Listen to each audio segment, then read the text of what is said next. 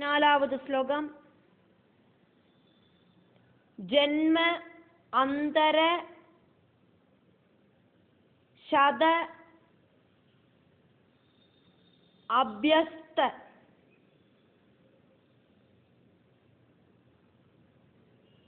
அப்படிங்கிற ஸ்லோகம்.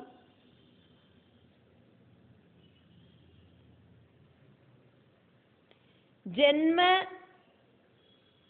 அந்தர ஜென்மாந்தர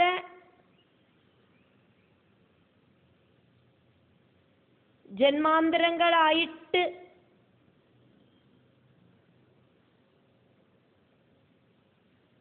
முயற்சி பண்ணி அதாக்கும் இங்க ஜென்மாந்தர சதாபியஸ்தமா இருக்கிற யதார்த்தமில்லாத உண்மையில்லாத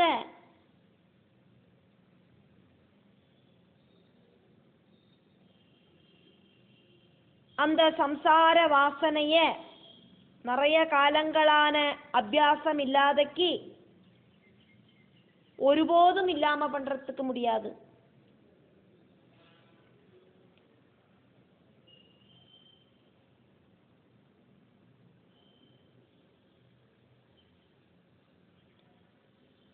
ஜென்ம ஜென்மாந்தரங்களா தொடர்ந்து வர உண்மையில்லாத அந்த வாசனா குணங்கள் நிறைய காலம் பிராக்டிஸ் பண்ணாதக்கு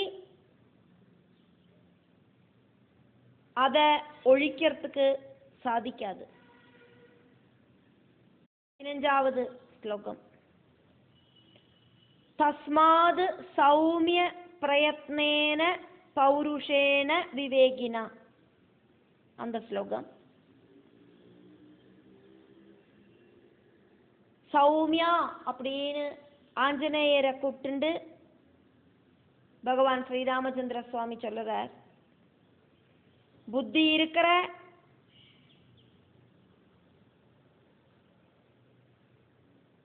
ஜீவனுக்கு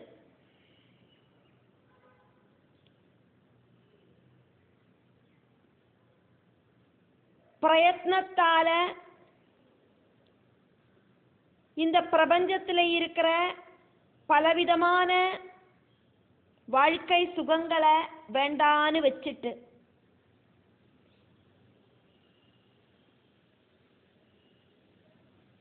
வாசனாட்சயம் விஞ்ஞானம் மனோநாசம்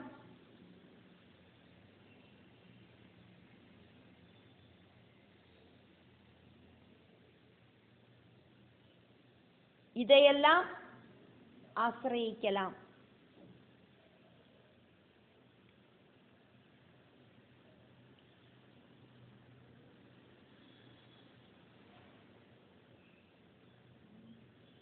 மனசை கண்ட்ரோல் பண்ணலாம். அதே மாதிரி புத்தி உபயோகிச்சு இந்த மனுஷ ஜென்மம் அப்படிங்கிறது ஜீவனை முக்தி பதத்தில் கொண்டு போய் சேர்க்கிறதுக்காக்கும் அப்படிங்கிறத தீர்மானம் பண்ணலாம். அட்டாச்மெண்ட்டுகள் இல்லாம பண்றதுக்கான முயற்சியை பண்ணலாம் அப்படின்னு பகவான் சொல்றார். 16வது ஸ்லோகம். தஸ்மாத் வாசனையா யுக்தம் மனோ பத்தம் விதுஹு புதாஹா இப்படி தொடங்குற ஸ்லோகம்.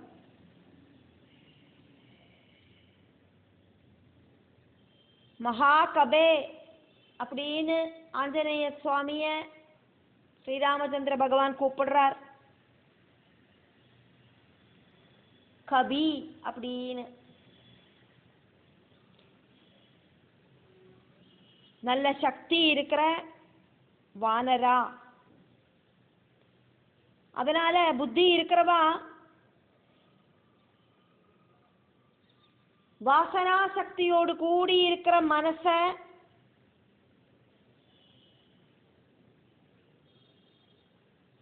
அது ஒரு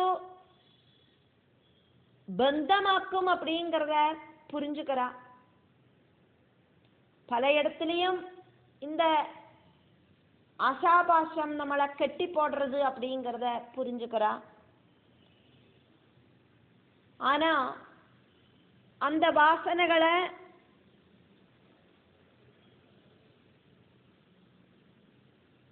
வேண்டான்னு வச்ச மனசு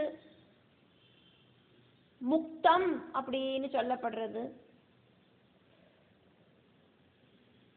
அதனால மாருதா, நீ உடனடியா மனசோடு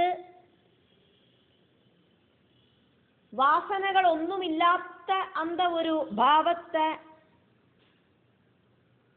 அடையணும் அப்படின்னு ஸ்ரீராமச்சந்திர சுவாமி சொல்றார். 17வது ஸ்லோகம்.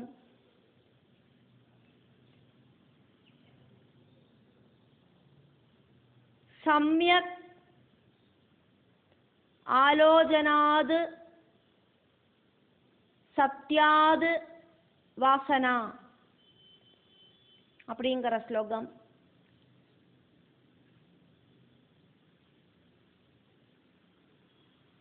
சம்யக் தர்சனம்,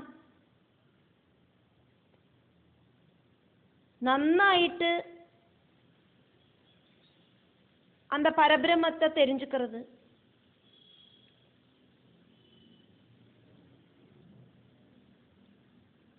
கண்ணால காண முடியறதும் காதால கேட்க முடியறதும் இப்படி இருக்கிற பஞ்சேந்திரியங்களால அனுபவிக்க கூடின எல்லாம் உண்மை கிடையாது அப்படிங்கிறத தெரிஞ்சுக்கிற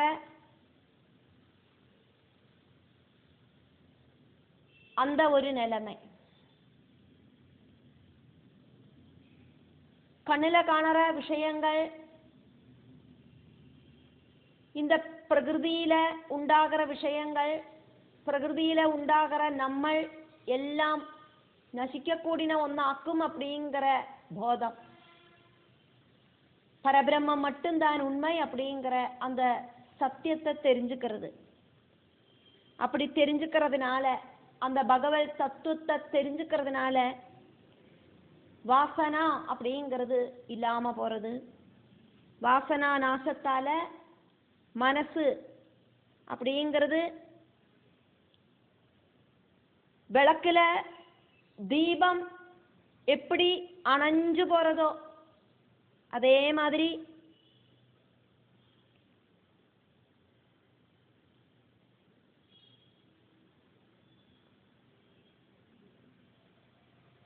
மனசு அப்படிங்கிறது பல இடத்துக்கு ஓடி நடக்காதக்கு கண்ட்ரோல்ல நிக்கிறது.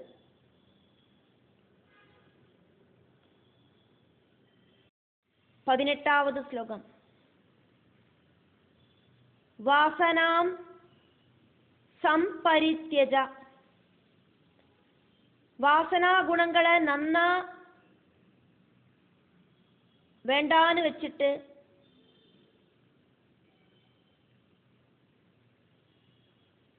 சச்சித் ஆனந்த ஸ்வரூபமாயிருக்கிற എന്നിലെ ആരാക്കുമോ മനസ്സ ദൃഢമായിട്ട് ഉറപ്പിക്കറ, அப்படி உറப்பிக்கிற அந்த ஜீவன் சச்சித் ஆனந்த ஸ்வரூபனாயிட்டு பவிக்கிறது அப்படின்னு பகவான் சொல்றார். 19வது ஸ்லோகம். சமாதிம் அத காரியாணி அப்படிங்கிற ஸ்லோகம். என்னோடு பதம் கிடைச்சதுக்கு அப்புறம், மோட்சபதம் கிடைச்சதுக்கு அப்புறம் சமாதி கிரியை அப்படிங்கிறத செய்யவோ செய்யாம இருக்கவோ செய்யலாம். ஹிருதயத்துல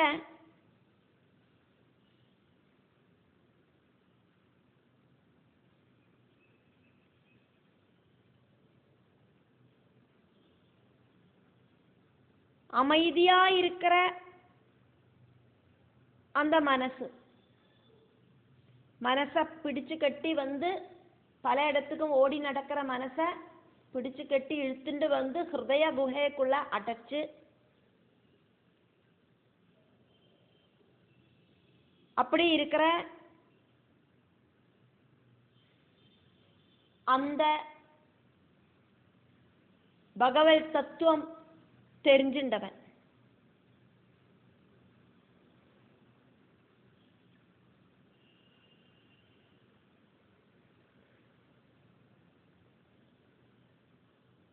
அவன் முக்தனாயிட்டு பவிக்கிறான் அப்படின்னு பகவான் சொல்றார். 20வது ஸ்லோகம். நைஷ்கர்மியேன அப்படின்னு தொடங்குற ஸ்லோகம்.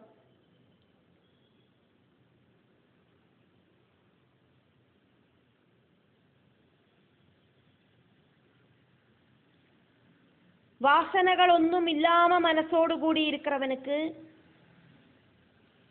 நைஷ்கர்மியத்தாலேயோ கர்மங்களாலேயோ எந்த ஒரு பிரயோஜனமும் இல்லை அப்படின்னு பகவான் சொல்றார். சமாதி அவஸ்தையினாலேயோ ஜபங்களாலேயோ அவனுக்கு எந்த ஒரு காரியமும்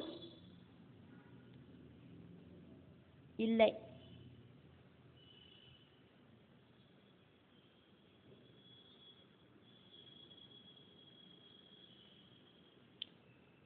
அதானது வாசனா குணங்களை இல்லாம பண்ணி மனச ஹிருதய குகையில அடைக்கிறதுக்கு சாதிச்சானா அதுக்கப்புறமா எந்த விதமான கர்மங்களும் செய்ய வேண்டியதில்லை. டாப் மோஸ்ட் அவஸ்தையில பகவானை தெரிஞ்சுக்கிற அந்த அவஸ்தையில வந்து சேர்ந்தாச்சு. அதுக்காயிட்டாக்குமே இந்த ஜபங்களும் சமாதிகளும் எல்லாம் உள்ளது. அதனால இனி அந்த ஜபங்களுக்கோ சமாதி அவஸ்தைகளுக்கோ ஒன்றும் ஸ்தானம் இல்லை அப்படின்னு பகவான் சொல்றார். 21, 22 ஸ்லோகங்கள் ஒட்டுக்க அர்த்தம் சொல்லப்படுறது. சம்த்யக்த வாசனான் அப்படின்னு ஆரம்பிக்கிற 21வது ஸ்லோகம்.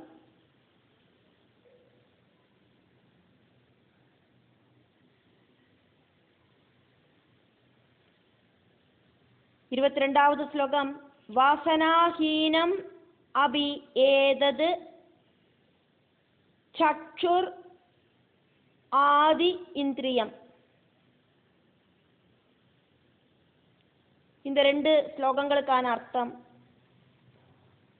வாசனைகள் இல்லாத அவஸ்தையிலையும் கண்ணு மூக்கு காது இப்படி இருக்கிற இந்திரியங்கள் எல்லாம்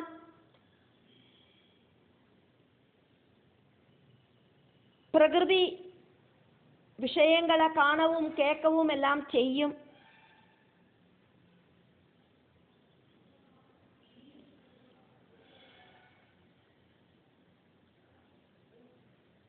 അതൊന്നും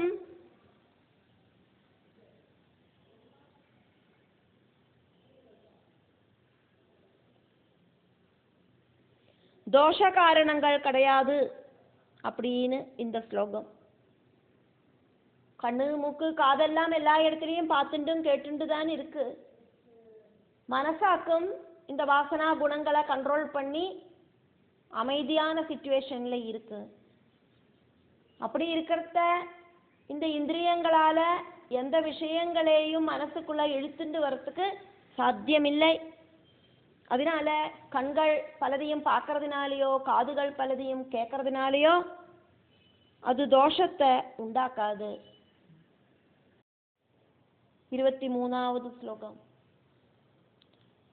ஆயத்ன உபநதேஷு அட்சி திருக் திரவ்யேஷு யதா புனஹ.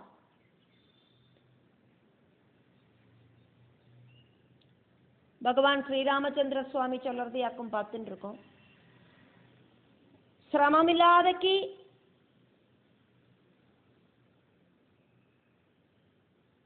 பிரயத்னப்படாதக்கி கண்களால பார்க்கறதுக்கு சாதிச்ச விஷயங்களில இந்த கண்கள் நேத்திரம் அப்படிங்கிற இந்திரியம் எந்த விதமான அட்டாச்மெண்ட்டும் இல்லாதக்கி அந்த விஷயத்தை பார்க்கறது.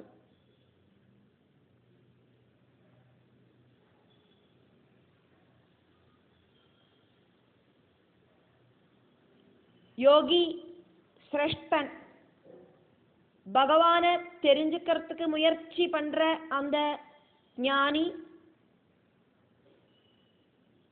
எந்தவித அட்டாச்மெண்ட்டும் இல்லாதக்காக்கும் இந்த உலக விஷயங்களை கண்களால பார்க்கறார் அப்படின்னு பகவான் சொல்றார். பலதும் நம்ம கண்ணுல இப்படி பார்க்கிறோம். நமக்கு என்ன வாக்கும் வேணுமோ அதைத்தானே ரிசீவ் பண்ணிக்கிறோம். நமக்கு தேவையில்லாததை நம்ம ரிசீவ் பண்றதில்லை. அதே மாதிரி அட்டாச்மெண்ட் இல்லாத அவஸ்தையில யோகி இந்த உலகத்தை ஃபுல்லா பார்க்கறார். அவருக்கு அட்டாச்மெண்ட் அப்படிங்கிற பாவம் இல்லாததால அது வாசனா குணங்களுக்கு வாசனா குணங்கள் கூடறதுக்கான வழியை உண்டாக்குறதில்லை. வாசனா குணங்களை உண்டாக்குறதில்லை. 24வது ஸ்லோகம். பாவ சம்வித் பிரகடிதாம் அனுரூபாம் ச மாருதே.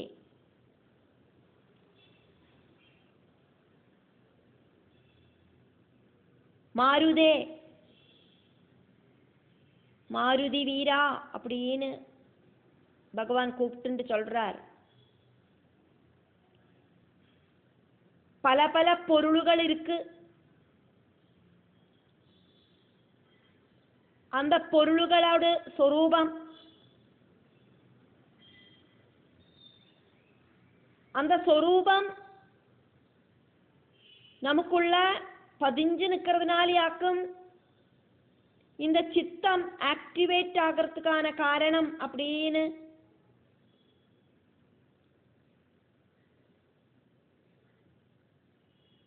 அதாக்கும் வாசனா குணத்துக்கு காரணமாகிறது அப்படின்னும் முனிசிரேஷ்டர்கள் சொல்லறா. பிரகிருதியில பலவிதமான பொருள்கள் இருக்கு. அந்த பொருள்கள் எல்லாம் பார்க்கறத நமக்கு ஒரு ஆசை உண்டாகிறது. அந்த பொருள்களை நமக்கு வேணும் அப்படிங்கிற தோணல் உண்டாகிறது.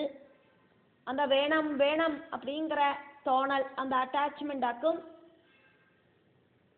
வாசனா குணம் அப்படின்னு முனிகள் சொல்றா. 25வது ஸ்லோகம்.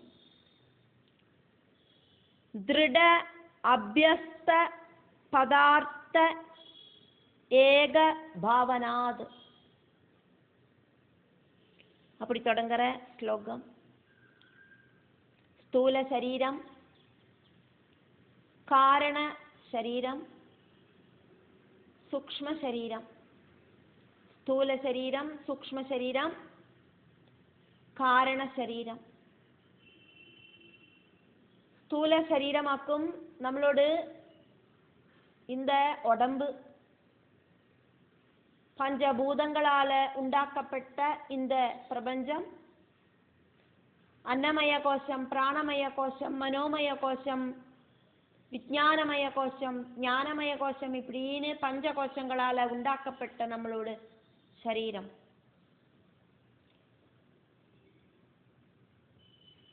நம்மளோடு இந்த சரீரம் அப்படிங்கிறது ஸ்தூல ரூபம். இந்த ஸ்தூல ரூபத்துக்குள்ள அந்த கரணங்களா இருக்கிறது சூக்ஷ்ம ரூபம்.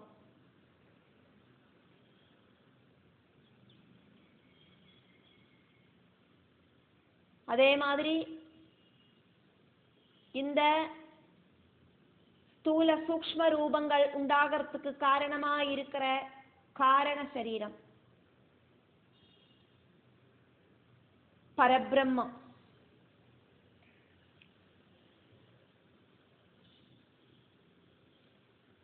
இப்படி இருக்கிற நம்மளோடு இந்த சரீரம் இந்த பூமியில உண்டாகிறதுக்கு காரணம் ஜென்ம ஜென்மாந்தரங்களா இருக்கிற நம்மளோட வாசனா குணங்களாலே ஆக்கும். ஜனிச்ச முதலுக்கு மரணம் வரைக்கும் பலதும் பலதும் நமக்கு ஆக்ரகங்கள் உண்டாயிண்டே இருக்கு. அந்த ஆக்ரகங்கள் பூர்த்தியாகாதக்கு மரண நேரத்துல நம்மளை என்ன நினைச்சுண்டு மரிக்கிறோமோ அடுத்த ஜென்மத்துல நம்மளை அதாயிட்டே மாறறோம். இந்த ஜென்மத்தில் இருக்கிற பலதும் நம்மளோட மைண்டுக்குள்ள சேவ் பண்ணி வைக்கப்பட்டிருக்கு. அதோடு கூடிட்டாக்கும் அடுத்த ஜென்மம் அப்படிங்கிறது உண்டாகிறது. வாசனா அந்த வாசனா குணங்கள்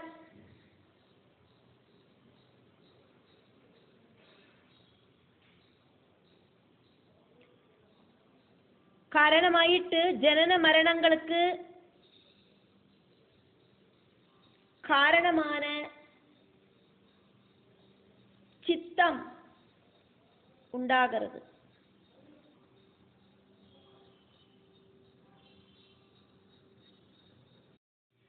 இருபத்தி ஆறாவது ஸ்லோகம்.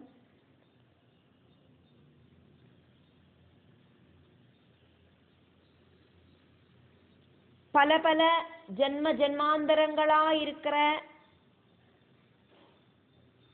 அந்த ஒரு வாசனா குணத்தால சரீரங்களுக்குள்ள பிராணஸ்பந்தனம் உண்டாகிறது.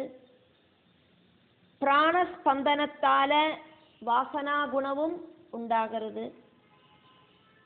பிராணஸ்பந்தனவும் வாசனையுமாக்கும் சித்த பீஜத்தோடும் சித்த அங்குரத்தோடும் கிரமம் அப்படின்னு பகவான் சொல்றார். 27வது ஸ்லோகம். द्वे बीजे चित्तवृक्षस्य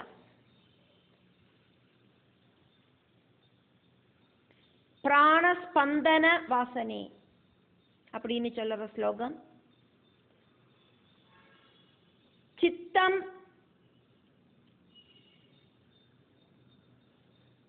அப்படிங்கிறத ஒரு விருட்சமாயிட்டு நம்ம பார்த்தோம் அப்படின்னு எக்ஸாம்பிளுக்கு ஒரு மரத்தை சித்தம் அப்படின்னு நினைச்சோம் அப்படின்னு அந்த மரத்தோடு 2 பீஜங்களாக்கும் பிராணஸ்பந்தனம் வாசனா.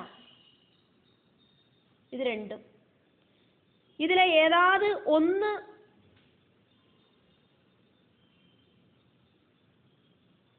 இல்லாம போறதையே அந்த மரம் அப்படிங்கிறது அதிசீக்கிரம் நசிக்கிறது. அதே மாதிரி அக்கம் இது அப்படின்னு பகவான் எக்ஸாம்பிளுக்கு சொன்னது அக்கம் பார்த்தோம். 28வது ஸ்லோகம். அசங்க வியவஹாரத்வாத் பவபாவன வர்ஜனாத் அப்படின்னு இருக்கிற ஸ்லோகம். அட்டாச்மெண்ட் இல்லாத வியவஹாரம், அதானது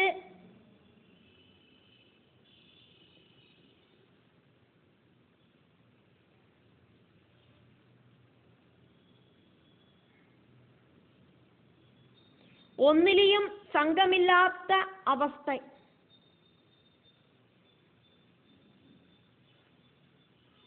இந்த சரீரம் அப்படிங்கிறது நசிக்க கூடினதாக்கும் அப்படிங்கிற அந்த ஒரு தர்சனம். இதனால சித்தம் அப்படிங்கிறது பிரம்மமாயிட்டு பரிணாமப்படுறது. இந்த நானும் அழியக்கூடின பிரபஞ்சத்திலிருந்து வந்ததாக்குமே. அதனால பிரபஞ்சத்துல உண்டாகிற எல்லாத்துக்கும் அழிவு இருக்கு அப்படிங்கிறதுனால இந்த எனக்கும் அழிவு இருக்கு.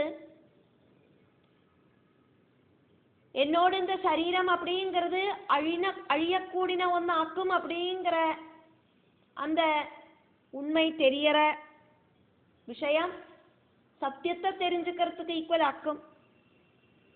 அப்படி தெரிஞ்சு இந்த சரீரத்துக்குள்ள இருக்கிற ஜீவன், இந்த கை என்னோடதில்லை, இந்த கால் என்னோடதில்லை, இந்த கண் என்னோடதில்லை, அதே மாதிரி நான் சம்பந்தப்பட்ட எதுவும் என்னோடதில்லை அப்படின்னு அட்டாச்மெண்ட் இல்லாம தீரத்த இந்த சித்தம் அப்படிங்கிறது பரபிரம்மமாயிட்டே மாறிடுறது. அதாக்கும் இந்த ஸ்லோகம். 29, 30 ஸ்லோகங்களை சேர்த்தி பகவான் அர்த்தத்தை சொல்றார். அவாசனாத்வாத் அப்படின்னு ஆரம்பிக்கிற 29வது ஸ்லோகம், அவ்யுல்பன்னமனா அப்படின்னு ஆரம்பிக்கிற 30வது ஸ்லோகம். இதுக்கு ரெண்டும் சேர்த்தி அர்த்தம் ஆஞ்சநேயர்கிட்ட யாக்குமே ஸ்ரீராமசுவாமி சொல்லின்னு இருக்கார்.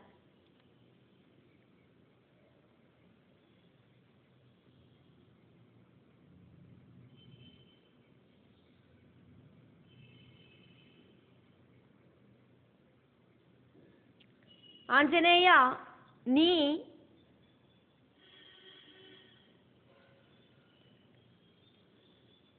பரம்பொருளோடு அந்த பதத்தை தெரிஞ்சுக்காம இருக்கிற காலம் வரைக்கும்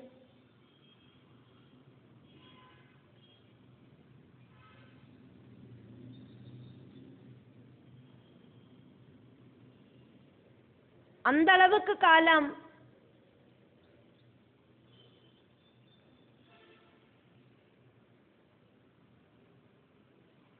உன்னோட புத்தி அப்படிங்கிறது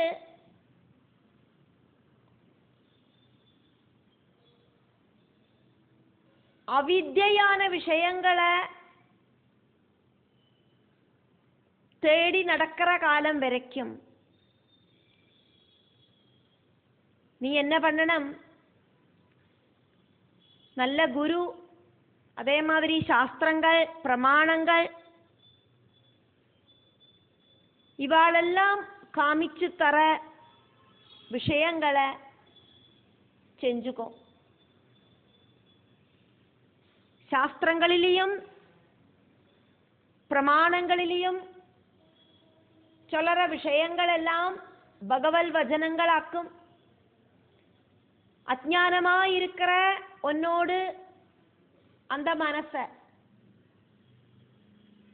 குரு அப்படிங்கிறவர் ஞான தீபத்தை தெளிச்சு உனக்கு நல்ல ஒரு ஞானத்தை தருவர்.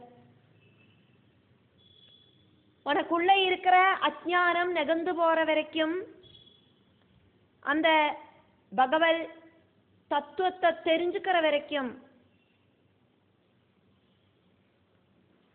சத்குருவோடு உபதேசம் கேட்டு நடந்துக்கோ. சாஸ்திரங்கள், பிரமாணங்கள் இதிலெல்லாம் சொல்லியிருக்கிற விஷயங்களை எல்லாம் செஞ்சுக்கோ அப்படின்னு ஆஞ்சநேய சுவாமி கிட்ட ஸ்ரீராம பகவான் சொல்லறதையாக்கும் பார்க்கிறோம். 31வது ஸ்லோகம், ததஹா பக்வ கஷாயேன நூனம் விஜ்ஞாத வஸ்துனா. உனக்கு தத்துவஞான போதம் உண்டானா விஜ்ஞான தத்துவ வஸ்துவா இருக்கிற பக்குவ கஷாயத்தால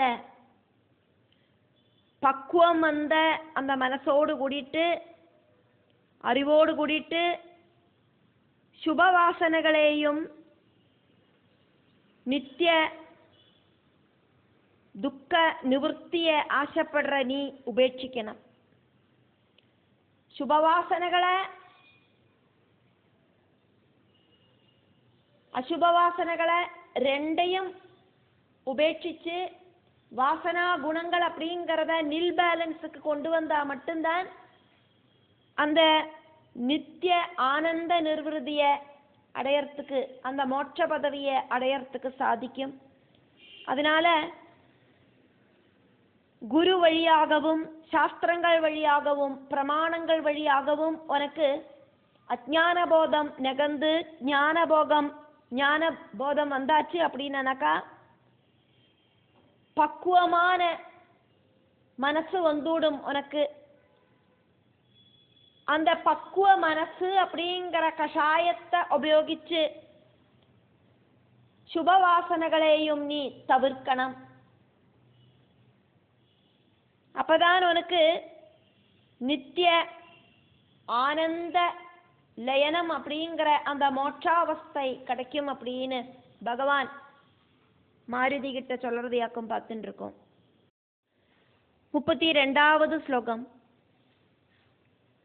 த்விவித சித்த நாசஹா அஸ்தி அப்படிங்கிற ஸ்லோகம்.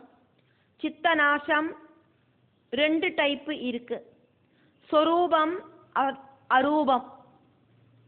ஜீவன் முக்தியில சொரூப சித்தநாசம் உண்டாகிறது, விதேக முக்தியில அரூப சித்தநாசம் சம்பவிக்கிறது.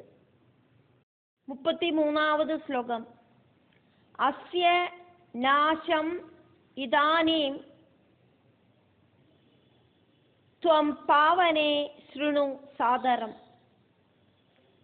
மாருதா, சித்தநாசத்தை சம்பந்திச்ச விஷயத்தை நீ நன்னா காது கொடுத்து கேளு, நான் சொல்றேன். 34வது ஸ்லோகம்.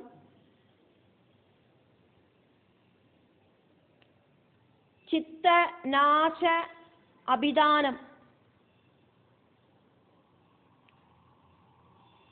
அப்படின்னு தொடங்குற ஸ்லோகம். ஜீவன் முக்தமா இருக்கிற நிர்விகல்ப சமாதியில நாம மாத்திரமா இருக்கிற சித்தநாசம், அதானது சரூப சித்தநாசம் உண்டாகரத்த மைத்ரி தொடங்கின குணங்களோடு கூடின அந்த சித்தம் சாந்திய பிராபிக்கிறது, அதுல சந்தேகம் இல்லை.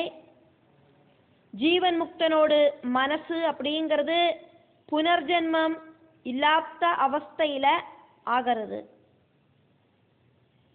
35வது ஸ்லோகம் பார்க்கிறோம். சரூபஹா அசௌ மனோநாசஹா அப்படின்னு தொடங்குற ஸ்லோகம். ஜீவன் முக்தனுக்கு சரூபவும் விதேக முக்தனுக்கு அரூபவுமாயிருக்கிற மனோநாசங்கள் சம்பவிக்கிறது. சரூபம் அப்படின்னா ரூபத்தோடு கூடினது, அரூபம் அப்படின்னா ரூபம் இல்லாதது. ரூபம் இருக்கிறதும் ரூபம் இல்லாததுமான அந்த மனோநாசங்களையாக்கும் இங்க பார்க்கறது. ஜீவன் முக்தனுக்கு ரூபத்தோடு கூடின மனோநாசவும், விதேக முக்தனுக்கு ரூபம் இல்லாத மனோநாசவும் சம்பவிக்கிறது. 36வது ஸ்லோகத்துல ஒரு லைனும் 37வது ஸ்லோகத்துல ஃபர்ஸ்ட் லைனும் சேர்த்திட்டாக்கும் அன்வயிப்பிச்சு அர்த்தத்தை சொல்லப்படுறது. 36வது ஸ்லோகத்துல ஒரு லைன் தான் உள்ளது. மந்திரங்கள்ல எல்லாம் சிலப்போ ஒரு லைன் மட்டும்தான் இருக்கும். பாகவதத்துல எல்லாம் பார்க்குற மாதிரி மினிமம் 2 லைன் ஒன்றும் இருக்காது சில மந்திரங்களில். அப்போ 36வது ஸ்லோகத்துல ஒரு லைனும் 37வது ஸ்லோகத்துல ஃபர்ஸ்ட் லைனும் கூட்டி சேர்த்தியாக்கும் அதோட அர்த்தத்தை பார்க்கறது. எதனால இப்படி மிங்கிள் பண்ணி பார்க்கறது அப்படின்னாக்கா அப்பதான் அதுக்கு ஒரு ஃபுல் ஸ்டாப்பு கிடைக்கும். இல்லைன்னா கொமா போட்டு சொல்ற மாதிரி ஆகும், அடுத்ததுக்கு ஒரு கண்டினியூஷன் வராது. அதனால இருக்கும். இப்போ 36வது ஸ்லோகத்துல ஃபர்ஸ்ட் லைன் சஹஸ்ர அங்குர சாகா ஆத்மஃபல பல்லவ ஷாலினஹா. 37வது ஸ்லோகத்துல ஃபர்ஸ்ட் லைன் அஸ்ய சம்சார விருட்சஸ்ய மனோமூலம் இதம் ஸ்திதம். 1000 மொட்டுகளோடு கூடிയിട്ടും 1000 பிராஞ்சஸ்களோடு கூடிയിട്ടും பழங்களோடு கூடிയിട്ടും இலைகளோடு கூடிയിട്ടുம் இருக்கிற இந்த சம்சார விருட்சத்தோடு வேறாக்கும் மனசு அப்படின்னு பகவான் சொல்றார்.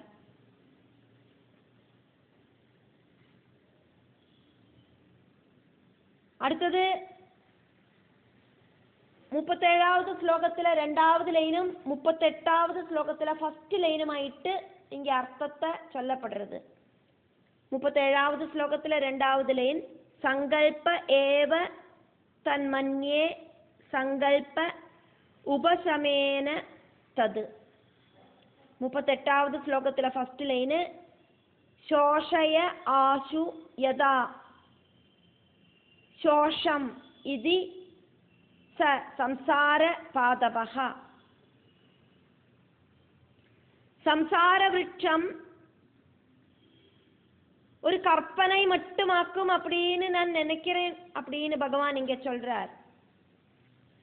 எப்படி செஞ்சால் ஆக்குமோ இந்த சம்சார விருட்சத்தை கம்ப்ளீட்டா இல்லாம பண்ணறதுக்கு சாதிக்கும். அந்த மாதிரி ஒரு சங்கல்பத்தை செஞ்சுண்டு நீ அதை இம்மீடியட் ஆயிட்டு இல்லாம பண்ணு, நசிப்பி அந்த விருட்சத்தை என்னெல்லாம் சேர்ந்ததாக்கும் விருட்சம் அப்படிங்கிறத பார்த்தோம். விருட்சத்துல நிறைய நிறைய மொட்டுகள் இருக்கும், சாகைகள் இருக்கும், பழங்கள் இருக்கும், தளிர் இலைகள் இருக்கும், பூக்கள் இருக்கும். இப்படி இருக்கிற சம்சார வடவிருட்சம் அதனோட வேறாக்கும் மனசு அப்படின்னு சொல்றார் பகவான். இப்ப அந்த மரம் அப்படிங்கிறத என்ன செஞ்சாலாக்கும் அது வளர விடாம தடுத்து நிறுத்த முடியும் அப்படிங்கிறத யோசனை பண்ணு அப்படின்னு மாருதிட்ட சொல்றார் பகவான். എന്നിട്ട് 38வது ശ്ലോകത്തിல ഫസ്റ്റ് ലൈനും 39வது ശ്ലോകത്തെയും ചേർത്തിട്ടാക്കും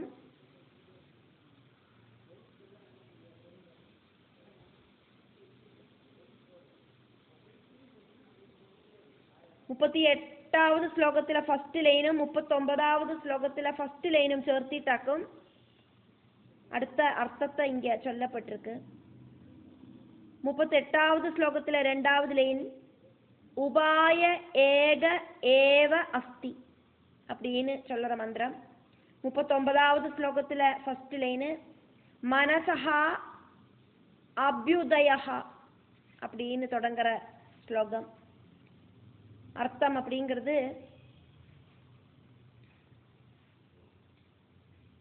மனோ நிகிரகத்துக்கு உபாயம் அப்படிங்கிறது ஒண்ணுதான் உள்ளது. மனசுல விஷயங்கள் உதிக்கிறத தடுக்கிறது. மனசோடு அந்த பல பல நினைப்புகள் அப்படிங்கிறத தடசம் பண்ணி நிறுத்துறது. மனசோடு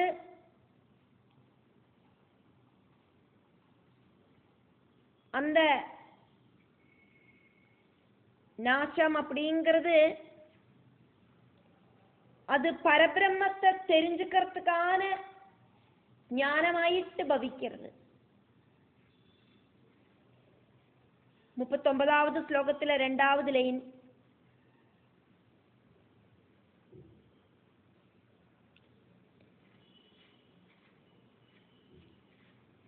ஞானியோட மனசு நசிக்கிறது.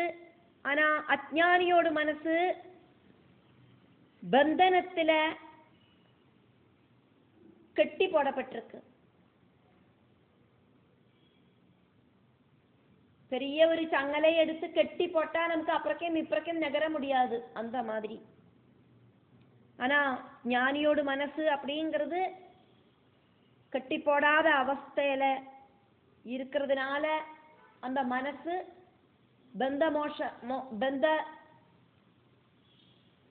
பந்தங்களாயிருக்கிற இந்த பிரகிருதி விஷயங்களில அட்டாச் இல்லாம இருக்கிறதுனால அந்த மனசு நசிக்கிறது. ஆனா அஜ்ஞானியோட மனசு இந்த பிரகிருதியில பலவிதமான பந்தங்களில கட்டி போடப்பட்டிருக்கிறதுனால அந்த மனசுக்கு நாசம் அப்படிங்கிறது சம்பவிக்கிறது இல்லை. ஞானியோட மனசு தூய்மையாகிறது. ரஜோகுண தமோ குணங்கள் இல்லாதக்கு தூய்மையாகிறதுக்கு ஞானிக்கு சாதிக்கிறது.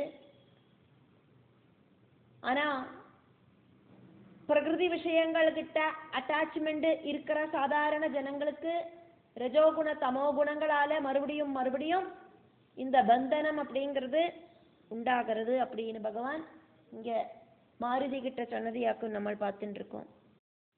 40வது ஸ்லோகம் தாவன் நிஷி இவ வேதாளா